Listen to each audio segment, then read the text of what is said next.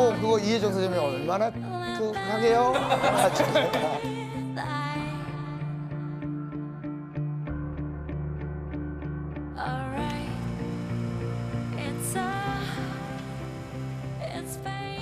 결국 범인은 잡힐 거예요. 맞습니다. 예. 아유 오셨네. 아이고 안녕하십니까. 네, 안녕하십니까. 반갑습니다. 예.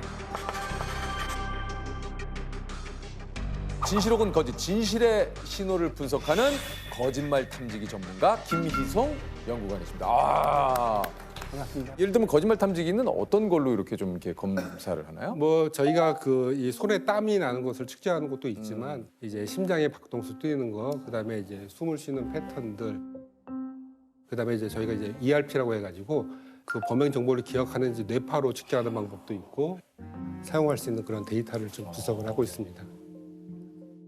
여기 보통 다 이과신데 예. 저희가 보면 유일하게 이제 문과 계통인데 주로 이제 저희 과 같은 경우는 이제 심리학을 전공하는 사람들. 여기 문과가 계시네요. 예, 그래서 저도 보면 이제 문과인 줄 알고 다양한 사람들 만날 때는 어떤 그런 대화의 기술들이 많이 필요합니다. 그런데 실제적으로 끝나고 나서 저희가 자료를 분석할 때 저희가 이제 통계적인 방법을 많이 쓰거든요. 그리고 요즘 저희가 이제 관심이 있는 게 테러범이 입국을 할 때 그 사람이 어떤 의도가 있을 거거든요. 그러면 이제 그 사람의 표정이나 그런 것들을 이제 AI나 그런 걸 통해서 이제 분석을 하는 그런 기술들도 저희가 이제 자체적으로 많이 그러니까 예전에 그 개발하려고 영화 노력하고 중에 그 톰 크루즈가 그 주연한 범죄를 저지르지 않았지만 범죄 예측 뭐 퍼센테이지로 범죄가 일어나기 전에 그 사람을 검거하는. 그러면 범죄가 일어나기 전에 그 사람을 검거하는.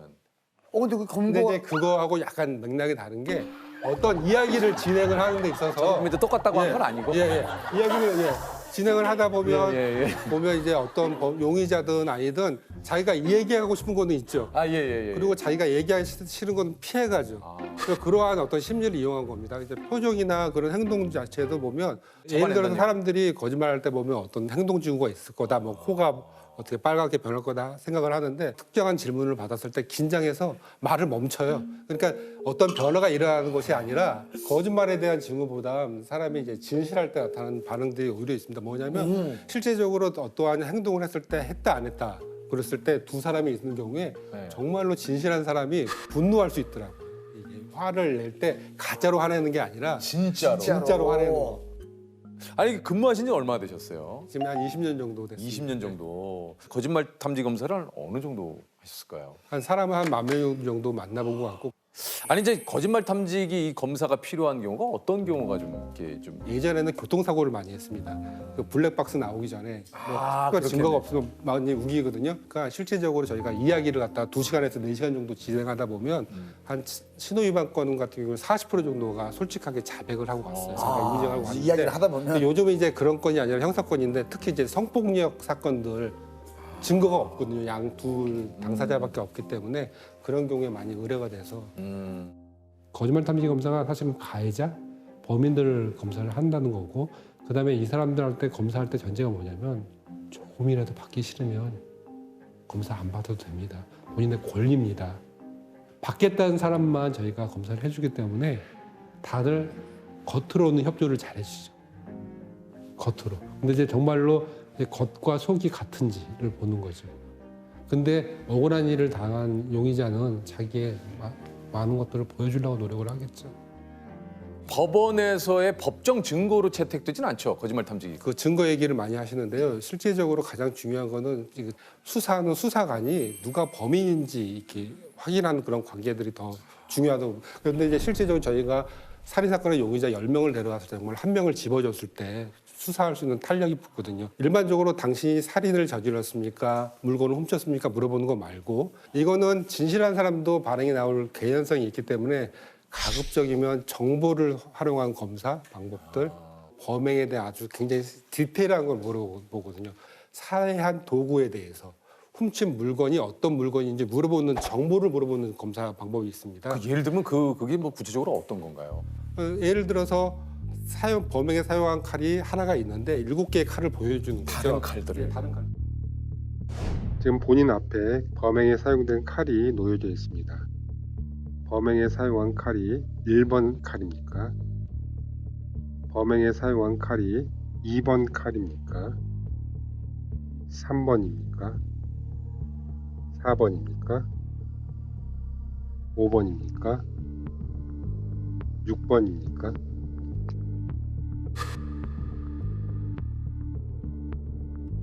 근데 이제 하나의 칼에서만 나오는 겁니다. 그러면 얘는 범행을 알고 있고 피해자 자기는 본 적도 없다 그러는데 피해자 얼굴에서만 반응이 나옵니다. 실제적으로 이렇게 해서 사건을 해결한 게 최근에 이제 여기 근처에서 이제 살인 사건이 났는데 예. 그 당시에 이제 용의자가 2명이 있었습니다. 뇌병변 장애를 달고 있는 그 동생이 있었고 이 동생을 돌봐준 형이 있었거든요. 처음에 그 대상자 한 분이 이제 정상적으로 의사소통이 이제 굉장히 안 된 사람이에요. 그런데 이제 그 당시에 이제 형하고 같이 왔을 때 형에 대해서 조금이라도 언급을 하면 이 사람의 태도가 너무 달라지는 거예요. 본인이 뭐 전혀 모른다고 하는데 사체를 운반을 도왔는지. 당시 그 사체를 유기한 방법에 대해서 물어봤죠. 예. 그래서 뭐 이불에 싸서 버렸느냐, 비닐에 싸서 버렸느냐, 아니면 여행 가방에 싸서 버렸느냐 쭉 물어보니까 마대자루에 싸서 버렸느냐의 반응이 나왔거든요. 횡성경찰서에 따르면 지난 11일 오전 횡성군 공구면 시루봉 휴게소 인근 하천에서 마대자루에 담긴 여성의 시신을 한 행인이 발견했는데 둘이 같이 행동을 해서 은닉을 했을 거다. 그래서 이제 마대자루에 싸서 버렸는데 어떻게 알아요? 근데 이제 알고 있는 반응이 나왔거든요. 그래서 이제 그걸 추궁하다가 이제 사건을 해결을 했죠. 예. 그러니까 이게 처음부터 뭐 이 마대자루가 아닌 다른 예를 들면 전제를 두고 전제를 두고 이제 이야기를 이런 것들이 이제 숨김 정보 검사라고 하는데 숨김 정보 네, 검사. 숨겨 있는 정보를 대상자가 알고 있는지 이제 파악하는 그런 건인데, 근데 이렇게 해서 저희가 사건을 해결한 게 있거든요. 뭐냐면 어떤 사건입니까? 그 우편 집중국에서 보면 물건이 도난이 당했는데 그 하나의 작은 박스에다가 상품권 1억씩 그 주유 상품권이었고요. 10만 원권이 들어있는 거였거든요. 근데 이제 7개를 보냈는데 그중에 1개가 없어졌는데 누가 와서 꺼내 가는 것 같아요. 이제 경찰관이 그 얘기를 아무 얘기도 않고 그 현장에 찍힌 용의자를 데려왔습니다. 경찰관이 용의자한테 그 사건에 대한 얘기를 하면 안 됩니다. 아, 이 사건에 대해서 전혀, 전혀 얘기하지 않고. 그래서 보면 뭐가 없어졌대요. 그러면 이분은 뭐라고 대답해야 돼요? 아, 전 모르겠는데요? 몰라요. 모르겠는데? 아, 제가 듣기로 뭐 10만 원권 뭐 주유 상품권이 없어졌다고 하는데 한 1억 정도 된다고 얘기 들었어요. 그러니까 옆에 있는 경찰관이 아니 내가 당신한테 이야기한 적이 없는데 당신 그걸 어떻게 알았냐고.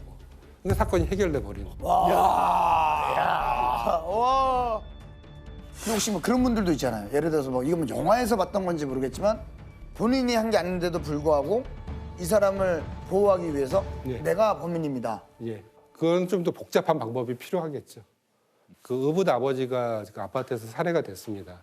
그러면 이제 실제적으로 이제 엄마하고 아들하고 이제 의붓 아버지하고 있었는데 칼에 왜 찔러 죽였냐라고 이제 엄마를 물어보니까 본인이 피해자가 술을 먹고 들어와가지고 자해를 하더라 이렇게 돼 있었거든요. 그러면 저희가 이제 거짓말 탐지 검사를 물어봤죠. 거기 있는 살아있는 사람이 이제 아들하고 엄마가 있으니까 칼을 그 피해자에 찌른 사람이 그 아버지 본인이냐 어머니냐 아니면 아들이냐 이렇게 계속 물어봤죠. 근데 정확하게 그게 특정하게 어머니를 같이 가리키고 있는 거죠. 그리고 끝나고 나서 그 내용은 그 아들로부터 이야기도 들었습니다. 야, 이런 것도 수사 기법이군요. 예, 그런 것들이 다 이제 복합적으로 되는 거지. 이게 좀 거짓말 탐지기 한다 그러면 거짓말 잘 못 하시겠는데요? 그렇게들 이야기를 많이 하시지만 여전히 제 앞에서 거짓말들 잘들 하시더라고요. 왜냐하면 자녀분들 거짓말하는 거 좀 잡아. 어땠습니까? 이 자녀분들 거짓말. 엄마가 좋냐 아빠가 좋냐 얘한테 네. 물어봤거든요. 예. 그러니까 얘가 처음에 물어보셨어요? 예, 물어봤어요. 이게 채우고. 그러니까 아, 좋다. 그걸 어디서 채우고? 제가 예전에 아이 견학시켜주면서 아. 빠르니 근데 보통 그 저기 견학을 시켜주는데 그런 걸 물어보세요. 엄마가 좋냐? 아, 근데 얘가 뭐라고 대답했겠어요 처음에. 둘 다 좋아요. 예, 그렇게 되더라고요. 근데 근데 막 흔들리더라고요.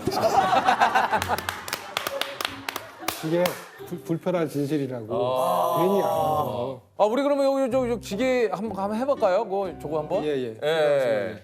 우리 조셉 한번 해보세요. 저요? 예. 저도 얼마 전에 그 프로그램에 런닝맨에서 했잖아요. 형수님이 애들 데리고 한 달 정도 어허. 놀러 가. 어떨 것 같아요? 아이, 너무 슬픈 일이지. 야, 이거 뭐 저 의자, 이 의자 자체가 뭐가 있는 겁니까?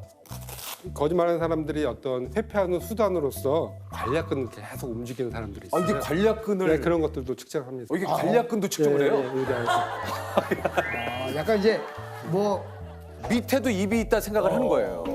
밑에도 입이 있다고. 조심해요. 그러니까 관략근도. 아 예? 그렇죠. 근데 사실 제가 뭐 이거 뭐 이게 쭉쭉하면은 예, 이게 예, 뭐. 혈압 어, 뭐 쪼이는데 관략근으로 바람을 넣고 있는 거예요. 관리권 굉장히 좋아하시네. 예, 이제 한번 시작을 하겠습니다. 좋습니다. 현재 서울에 살고 있습니까? 네, 현재 서울 마포구에 살고 예, 있습니다. 예 아니오로만 대답해 주세요. 자, 예 아니오로만 대답하세요. 다시 예 할게요. 아니오로만 대답하세요. 현재 서울에 살고 있습니까? 예, 묻는 질문에 솔직하게 대답하시겠습니까? 네, 요즘 썸 타고 있는 여성이 있습니까? 아니요, 유재석이 형이지만 가끔 한 대 치고 싶을 때가 있습니까? 아니요, 다행이네요. 예. 예. 나는 솔비를 만나볼까 생각한 적이 있다. 아, 저 오빠 너무 좋아하죠. 아니요, 아니요, 왜 갑자기 이거 변하죠? 왜 갑자기 이거 변하죠?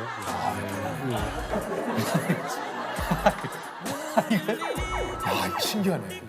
이 급격하게 변하네요. 예. 야, 이게 그냥이야. 나는 현재 주식 투자 손실을 보고 있다. 손실을 보고 있다. 예,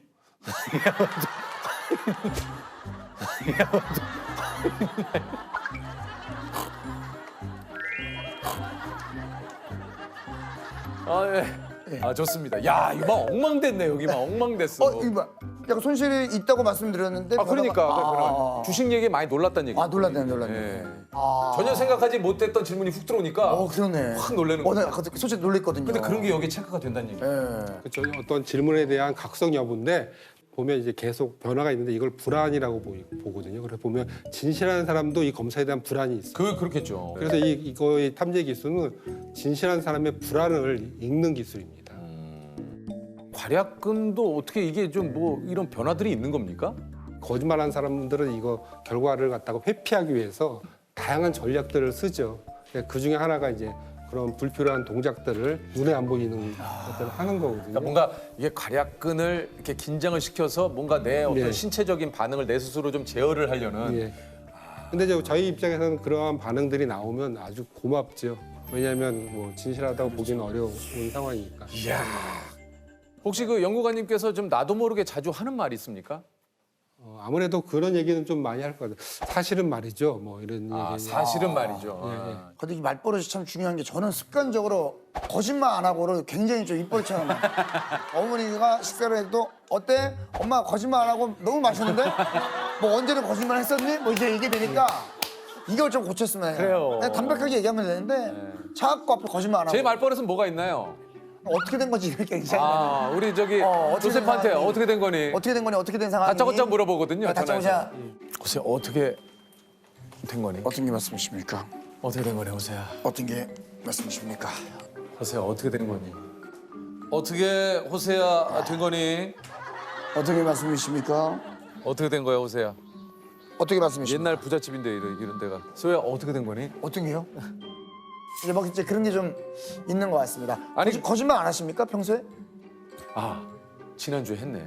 누구한테? 조셉한테. 뭐라고? 재밌었다고. 아 재밌었어요. 지난주에 했었어. 오랜만에 재밌었다고 해주시길래 네. 진짜인 줄 알았는데 거짓말이었어요. 예.